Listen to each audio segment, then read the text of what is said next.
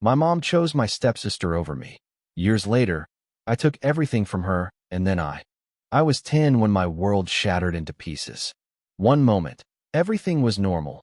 Weekends filled with early morning jogs, races against my dad through the park, his voice booming across the field as he cheered me on.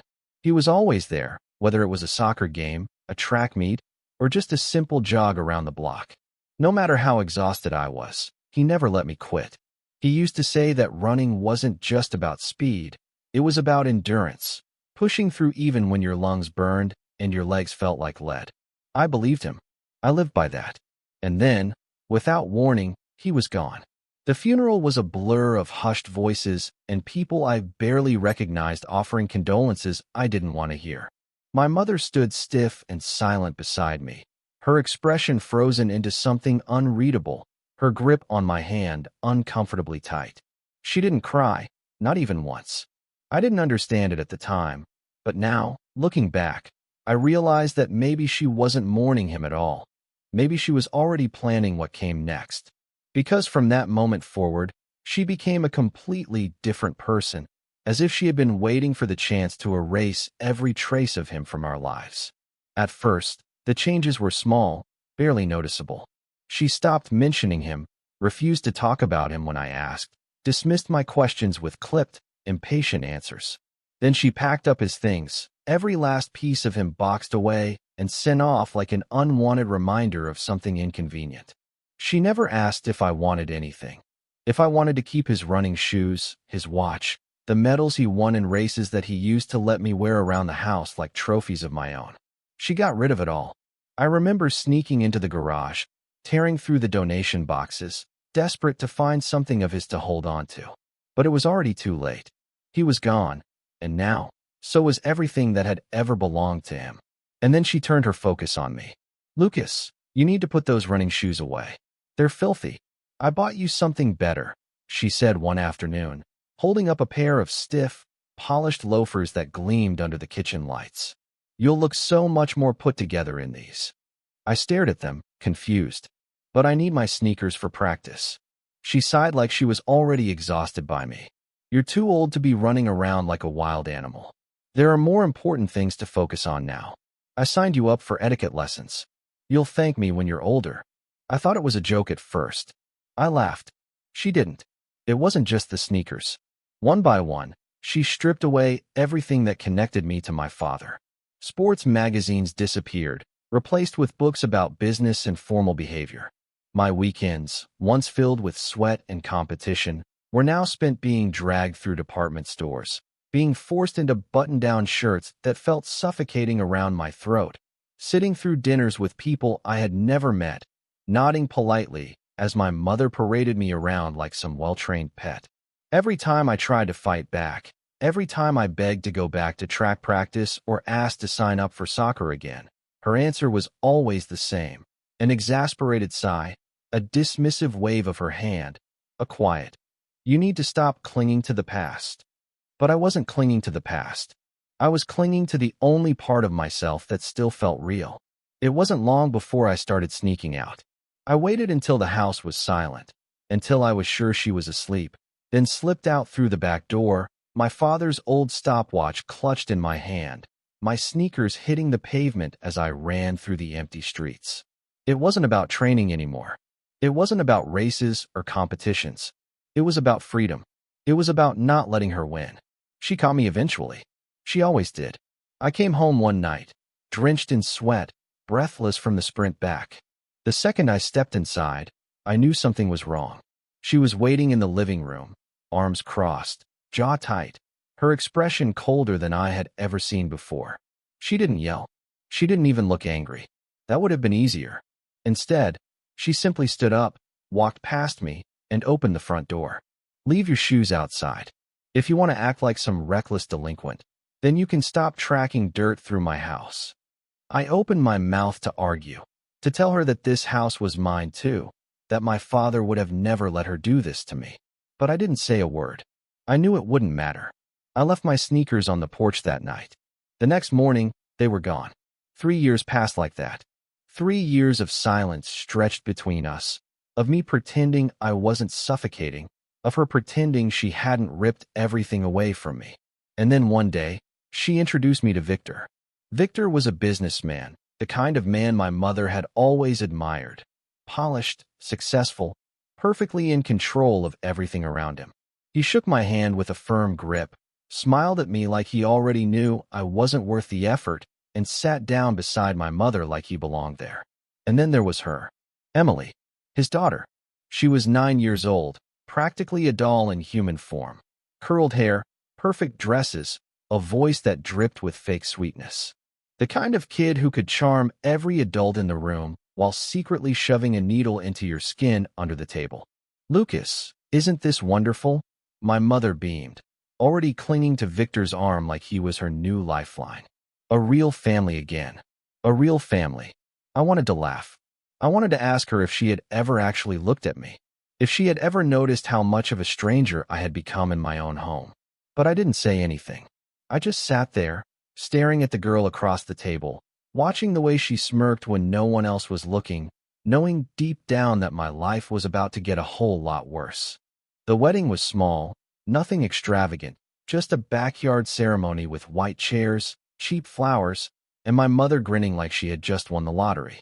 She wore a dress I had never seen before, something sleek and expensive looking, her arm hooked through Victor's like they had been together for years instead of a handful of months. Emily, of course, had a front row seat to everything, twirling around in her lace dress, beaming up at her father like the perfect little princess she pretended to be.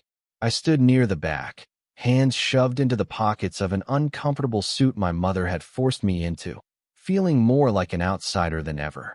The moment Victor and Emily moved into our house, everything shifted. My mother had spent years trying to mold me into something polished, something proper, but I had never quite fit the image she wanted.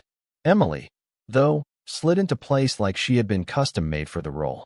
She was everything my mother had always wished I could be: elegant, delicate, obsessed with makeup and shopping and all the things I had never cared about. She fawned over my mother like a perfect little daughter, giggling about dresses, asking for help curling her hair, hanging on to every word like my mother was the most fascinating person in the world. And my mother? She ate it up. It started small, the way most things do. Emily would accidentally knock my books onto the floor and giggle as I bent down to pick them up.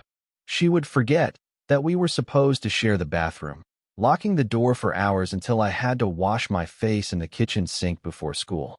She would misplace my homework, smirking as I scrambled to find it before the bus arrived.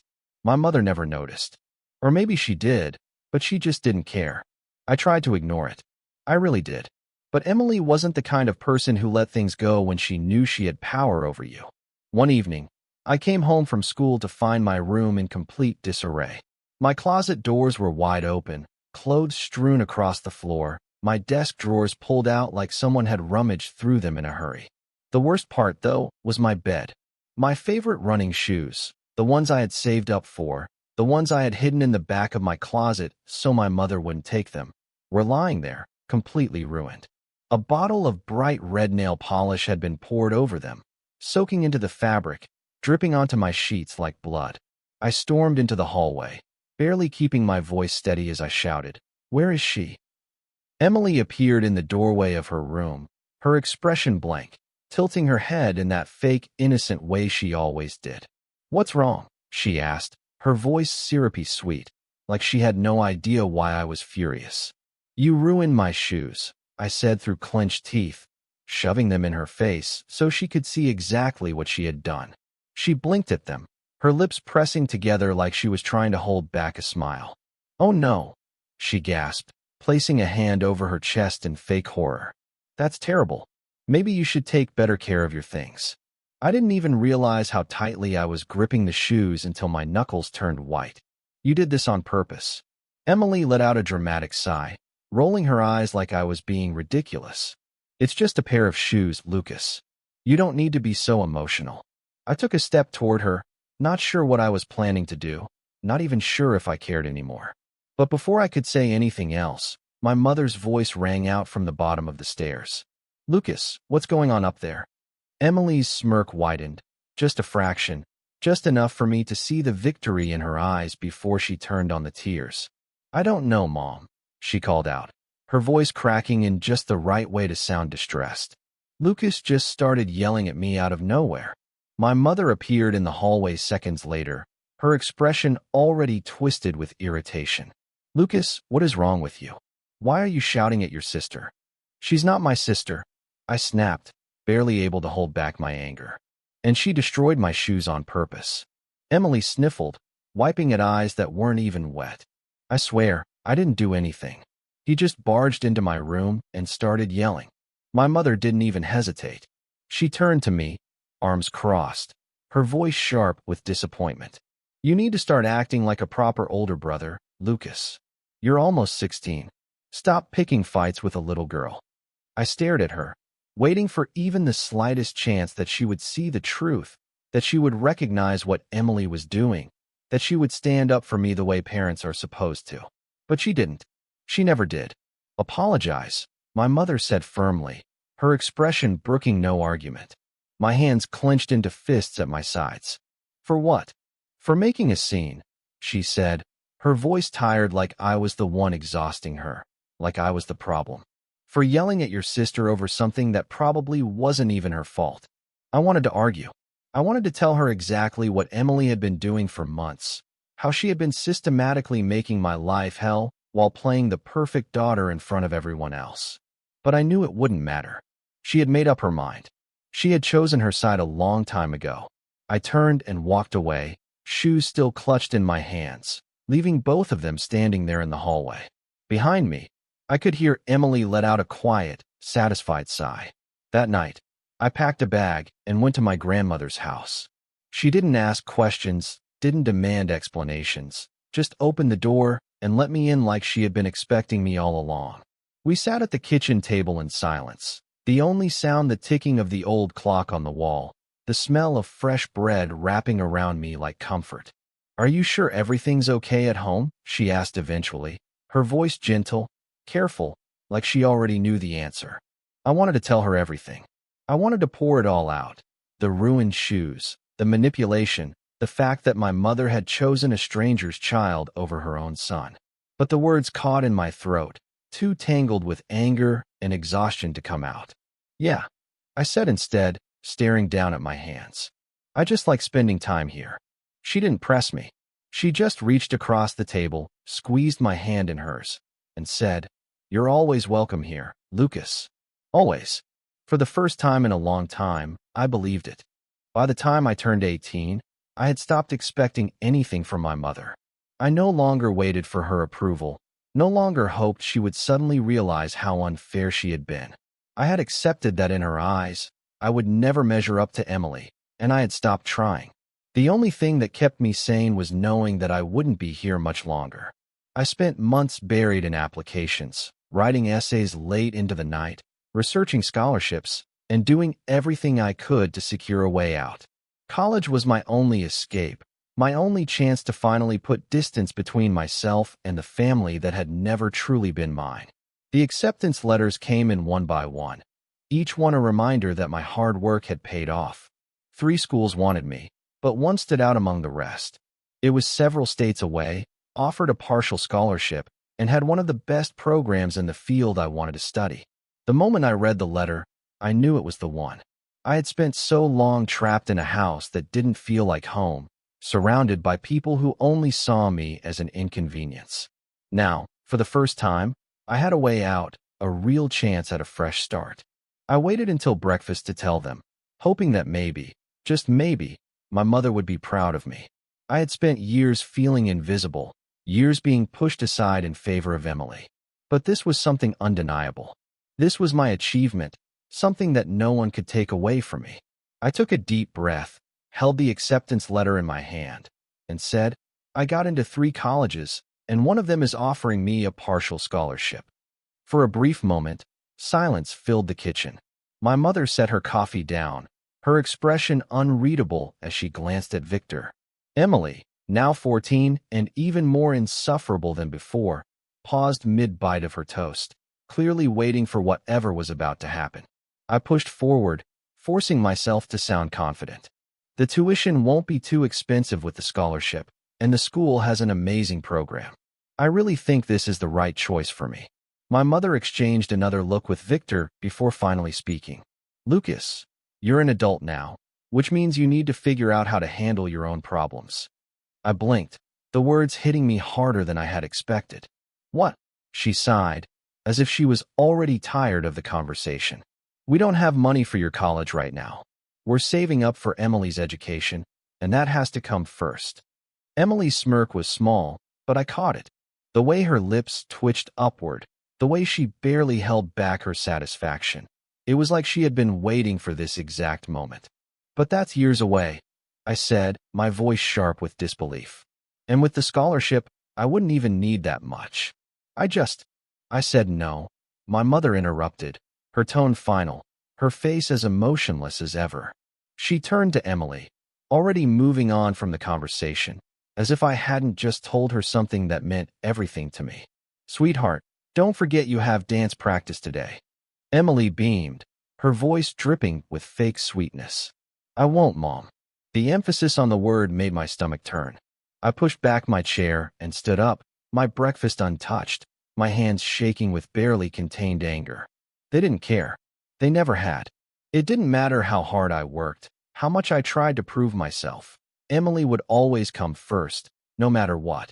Nobody called after me as I left the kitchen.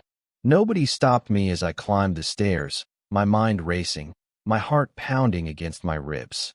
I could hear my mother and Emily chatting, their laughter drifting up from downstairs, as if nothing had happened, as if I hadn't even been there at all.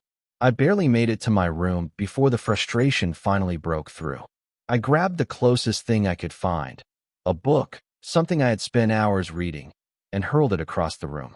It hit the wall with a loud thud, but it didn't make me feel any better. Nothing would. That night, I packed a bag and went straight to my grandmother's house. She opened the door before I could even knock, as if she had been expecting me. Her gaze swept over my face, taking in the tension in my shoulders, the way my hands clenched at my sides, the way I couldn't quite meet her eyes. She didn't ask what happened. She didn't need to. "What's wrong, sweetheart?" she asked, her voice warm, familiar, safe. I followed her into the kitchen, the smell of fresh bread wrapping around me like a comfort I had almost forgotten. The words spilled out before I could stop them. Everything, from the acceptance letters to the way my mother had dismissed me in favor of Emily, to the quiet, suffocating realization that I had never really mattered to her at all. By the time I finished, my grandmother's expression had darkened, her hands tightening around her coffee mug until her knuckles turned white. "That's absolutely ridiculous," she said, her voice sharp with barely restrained anger. "Your mother has forgotten herself completely." I shook my head, already used to the way things were. "It doesn't matter. I'll figure something out." "You won't have to," she said, reaching across the table and taking my hand in hers. "Don't you worry about college, Lucas. I'll pay for it." I froze, barely able to process what she had just said. "Grandma, no. I can't ask you to do that." "You're not asking," she said firmly, her eyes locking onto mine with a determination I had never seen before. "I'm offering. I've been saving money my whole life, and what better use for it than my grandson's education? You're going to that college, and you're going to make your father proud." I swallowed hard, my throat tight with emotions I didn't know how to put into words. For the first time in years, someone was choosing me. Not because it was convenient, not because they had to, but because they wanted to. "Are you sure?" I asked, my voice quieter than before. She smiled, squeezing my hand. I've never been more sure of anything in my life. For the first time in years, I felt like I wasn't fighting alone. When I walked back into the house that evening, I could tell something was wrong before my mother even opened her mouth. She was sitting stiffly in the living room, hands clasped together so tightly that her knuckles were pale, her lips pressed into a thin, angry line. The second she saw me, she stood up, her movements sharp, controlled, like she was barely holding something back. "So, you went running to your grandmother to complain about me?" she snapped, her voice laced with venom before I even had the chance to close the door behind me. I didn't flinch, didn't react the way she clearly wanted me to. I had spent too many years letting her words get under my skin, But not this time. I told her the truth, I said, keeping my voice even, refusing to give her the reaction she was looking for. She asked why I was upset, and I told her exactly what happened at breakfast. Her expression twisted into something cold, something sharp, something ugly. She called me today, she hissed, taking a step closer, her voice low, shaking with fury. Yelling at me about how I've neglected you, how I refuse to pay for your college, how I should be ashamed of myself. How dare you make me look bad in front of my own mother? I let out a hollow laugh, the sound bitter, exhausted, heavier than I had intended. I didn't make you look bad. You did that all by yourself when you chose Emily over me. That was the breaking point. Her face darkened, her hands shaking at her sides as she practically spat. Ungrateful little brat. After everything I've done for you, after all the years I've taken care of you, this is how you repay me? Turning my own mother against me? Trying to cause problems in my own house? I stared at her, unable to believe that she truly thought of herself as the victim in all of this. You stopped taking care of me a long time ago, I said, my voice quieter now, steadier, sharper. You made your choice, and it was never me. For a split second, something flickered in her expression, something that almost looked like hesitation. But then it was gone, wiped away like it had never been there in the first place. Go to your room, she snapped, her voice colder than I had ever heard it. I don't want to see your face until morning. I didn't argue. I didn't fight. I didn't waste another second trying to convince her of something she would never understand. I turned on my heel and walked up the stairs without looking back, shutting my bedroom door behind me, my hands trembling with adrenaline. Through the thin walls, I could hear Emily's muffled giggling from her room. She had probably heard everything, probably enjoyed every second of it, probably reveled in the way my mother had thrown me aside like I had never mattered. That night, I didn't sleep. I sat on the edge of my bed, staring at the bags I had packed earlier, running through every possible scenario in my mind. I had spent years feeling like a guest in my own home, waiting for something to change, for something to get better. But nothing ever had. Nothing ever would. By dawn, I had made my decision. I waited until I heard my mother leave for her morning yoga class. Waited until the house was quiet, still, empty. Then I grabbed my bags, slung them over my shoulder, and walked straight out the front door. The morning air was crisp, fresh, cool against my skin as I stepped onto the sidewalk. I didn't look back. I didn't need to. When I reached my grandmother's house, she was already waiting at the door. She didn't ask what happened, didn't demand an explanation. She just opened her arms, pulled me into a hug, and said, "You're home now." The weeks before college passed quickly, filled with shifts at the small cafe down the street, saving every dollar I could, preparing for the next chapter of my life. My grandmother refused to let me pay rent, refused to let me contribute to groceries, refused to take anything from me at all. "Just focus on your future," she would say whenever I tried to protest. That's more than enough for me. And so I did.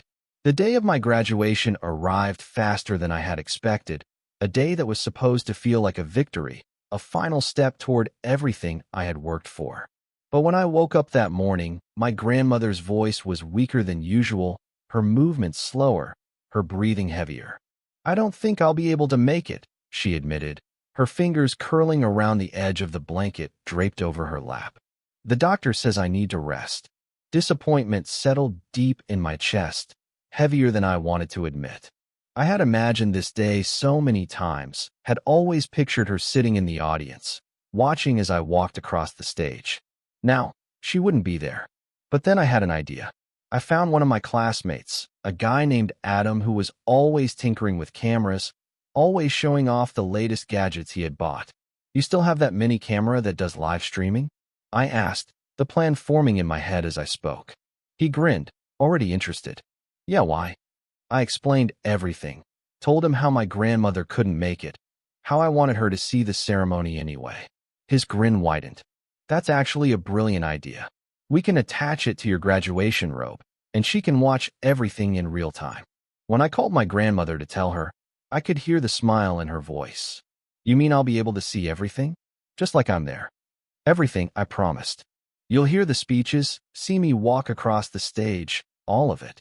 She sniffled quietly, her voice thick with emotion.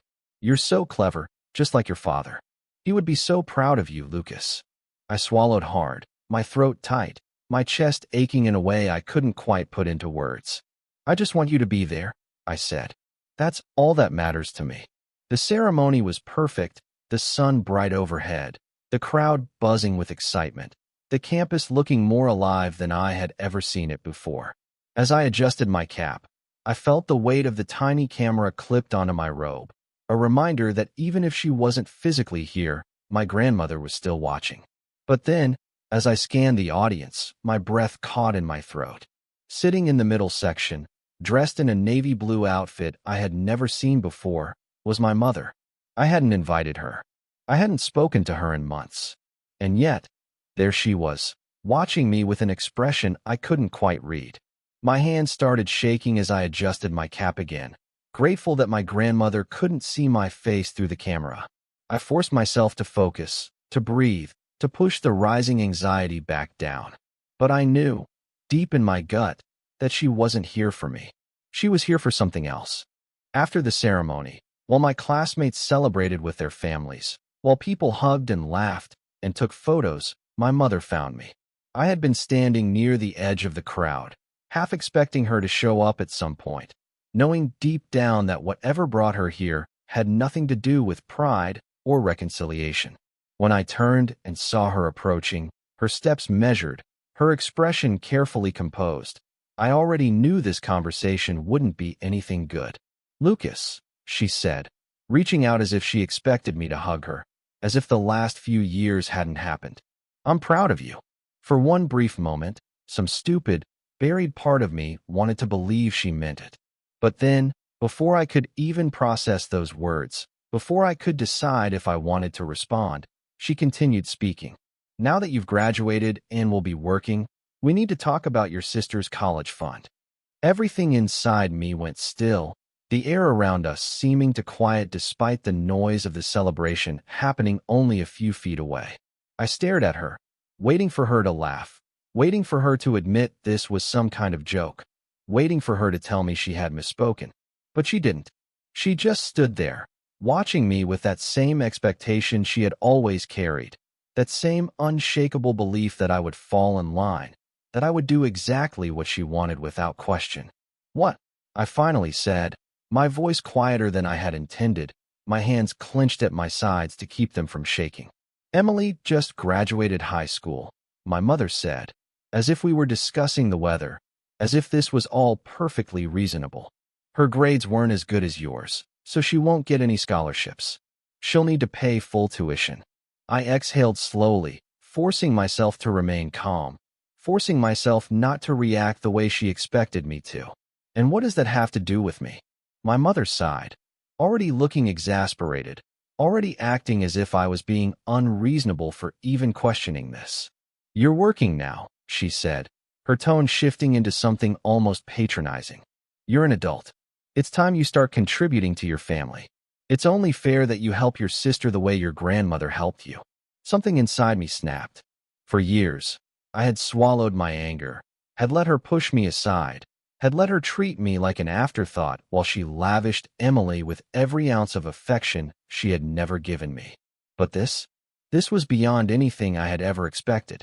She had never supported me, never lifted a finger to help me, had thrown me away the second it was convenient.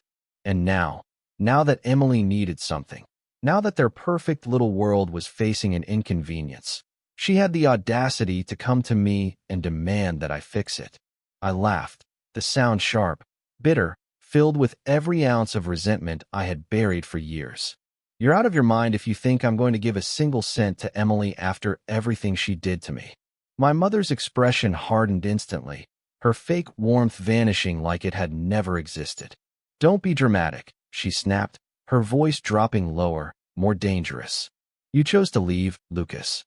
You're the one who ran off to your grandmother like a spoiled child instead of acting like an adult. I shook my head, barely able to believe what I was hearing. I left because you made it clear I didn't matter to you. I left because I was tired of being treated like an outsider in my own house.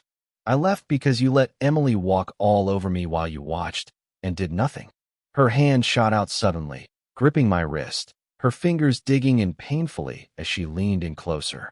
"Listen to me," she hissed, her face only inches from mine, her eyes burning with something cold, something desperate, something I had never seen before.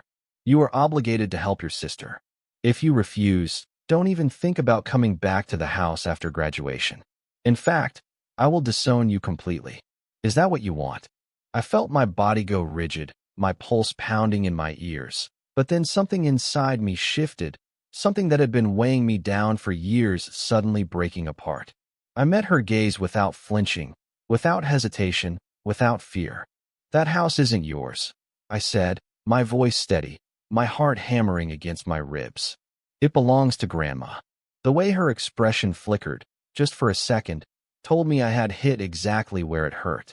And then, just as quickly, something else flashed across her face, something smug, something cruel, something that made my stomach twist with unease. "Not for much longer," she said, her voice dripping with satisfaction, her lips curling into a slow, knowing smile. "She's not doing well, Lucas. She's been sick for a while now." I felt the air leave my lungs, a sharp, panicked weight settling in my chest. "The doctors say it won't be long," she continued, as if she were discussing a weather report, as if she weren't talking about the one person who had truly cared about me. "And when she does pass, everything goes to me. I'm her only daughter, after all." She thought she had won. She thought she had cornered me, had backed me into a place where I had no choice but to obey. But what she didn't know, what she would never have expected, was that my grandmother had been watching everything. I had forgotten about the camera. I had forgotten that the small device clipped to my graduation robe was still streaming everything directly to my grandmother's phone, broadcasting every manipulative, disgusting word that had just come out of my mother's mouth. My phone buzzed in my pocket. When I pulled it out, my grandmother's name was on the screen. "Lucas," she said, her voice sharp, clear, stronger than I had heard in weeks. "Come home. Right now." The drive back felt endless, my mind racing, my hands gripping the steering wheel so tightly my knuckles turned white. When I finally pulled into my grandmother's driveway, she was waiting on the porch, standing tall despite the weight of everything she had just heard. "I called your mother," she said before I could even speak. "I told her to move out of my house immediately." I nearly choked on my own breath. "You what?" She nodded, her expression set with a resolve I had never seen before. "Tomorrow morning, you and I are going to the notary," she continued. "I'm transferring ownership of the house to you, and while we're there, I'm updating my will to ensure every last cent of my savings goes to you." I stared at her, my heart pounding in disbelief. "You heard everything." "I heard enough," she said, her voice firm. "And I will not leave my home, my money, or my legacy in the hands of a woman who only sees me as an obstacle." The next morning, we did exactly as she said. By the end of the day, the house was mine, the money was secured, and my mother, Victor, and Emily were gone. They had packed their things in silence, too furious to argue, too stunned to fight back. The last thing my mother said to me before she walked out was, "You'll regret this." But as I stood there in the doorway, watching them leave, feeling the weight of their absence lift off my shoulders, I knew the truth. I would never regret this. For the first time in my life, I had won.